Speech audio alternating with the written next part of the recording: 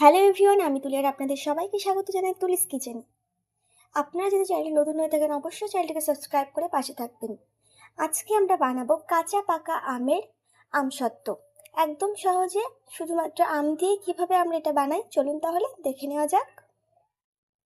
প্রথমেই আমরা একটা কাঁচা আম আর একটা পাকা আম কেটে নিয়েছি। আমার আমগুলো বড় বড় সাইজের ছিল, সেজন্য আমার দুটো আমই প্রায় হয়ে গেছে।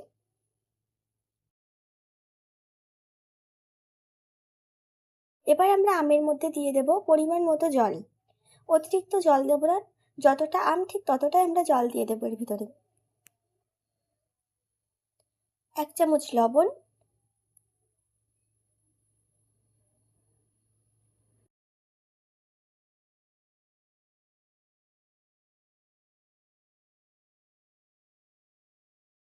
আর দিয়ে দেব 1 কাপের একটু কম চিনি। আপনারা আমের টক বুঝে চিনিটা দেবেন, অতিরিক্ত চিনি দিলে আমের যে কাঁচা পাকা ফ্লেভারটা সেটা আর থাকবে না। এবার সবকিছুকে আমরা একবার খুব ভালো করে মিশিয়ে নেব, নিয়ে আমরা সিদ্ধ হতে এটাকে বসিয়ে দেব। একদম পুরোপুরি সিদ্ধ হওয়া পর্যন্ত এটাকে সিদ্ধ করে নিতে হবে। দেখতেই পাচ্ছেন আমার আম কিছুটা সিদ্ধ হয়ে এসছে। আমরা এটাকে ভালোভাবে নেড়ে চেড়ে একবার মিশিয়ে দেব, দিয়ে আবার সিদ্ধ হওয়ার জন্য এটাকে রেখে দেব। এখন আমটা প্রায় 90% সিদ্ধ হয়ে এসছে।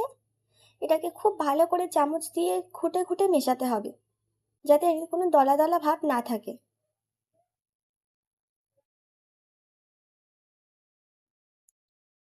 দেখুন খুব সুন্দর করে সিদ্ধ হয়ে গেছে। এটাকে আমরা অল্প একটু ঠান্ডা হওয়ার জন্য রেখে দেব।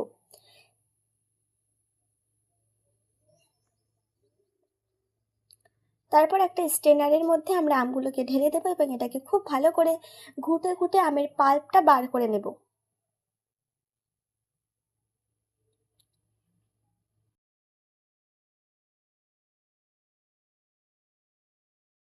আমার আমের পাল্পটা বার করা হয়ে গেছে। এটাকে এবার গ্যাসের উনুনে বসিয়ে দেব, দিয়ে এটাকে যত পারবেন তত ঘুটে ঘুটে মেশাবেন।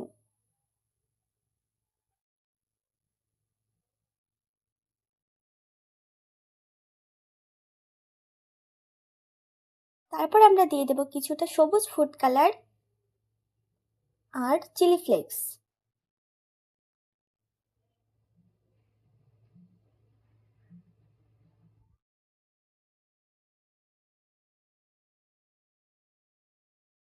সবকিছুকে আরেকবার খুব ভালো করে মিশিয়ে নিতে হবে।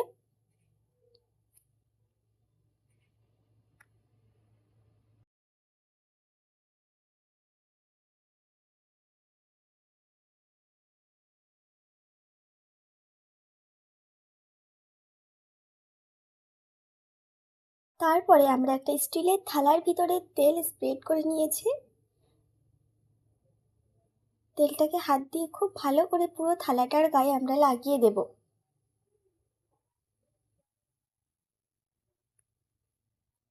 দেন আমরা যে আমের পাল্পটা সিদ্ধ করে রেখেছি সেটাকে এবার দিয়ে দেবো থালার ভিতরে। তেলটা না দিলে পরবর্তীতে আমটা যখন শুকিয়ে যাবে তখন আর ওটা উঠতে চাইবে না, সেজন্য অবশ্যই আপনারা তেলটা দেওয়ার চেষ্টা করবেন। তারপরে সবটাকে একদম পুরোপুরি থালার সাথে মাখিয়ে নেব।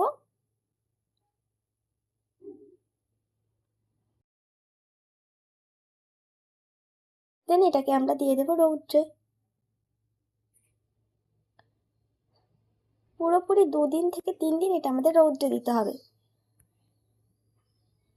আমাদের 2 দিন রৌদ্রে দিয়েছি, তাতেই আমাদের আমটা পুরোপুরি শুকিয়ে গেছে।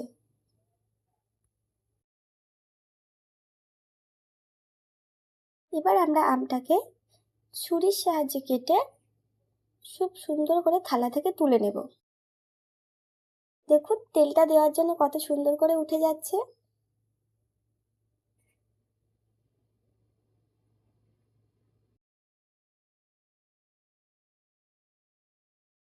এটাকে আমরা এবার ছুরির সাহায্যে কেটে রোল করে রেখে দেব।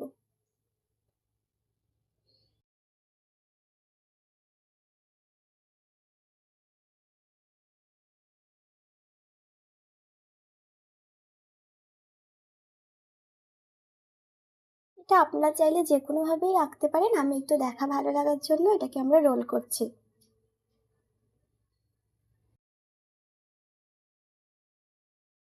ব্যাস আমাদের সুন্দর কাঁচা আমের আমসত্ত্ব একেবারে রেডি। এটা শুধু কাঁচা আম নয়, কাঁচা পাকা আমের মিশ্রণ, সেজন্য টেস্টটা অনেকটাই দ্বিগুণ আসবে। আপনাদের যদি রেসিপিটা ভালো লাগে অবশ্যই লাইক আর কমেন্ট করে আমাকে অবশ্যই জানাবেন। এরকম নতুন নতুন রেসিপি দেখতে চাইলে চ্যানেলটিকে অবশ্যই সাবস্ক্রাইব করবেন। ধন্যবাদ।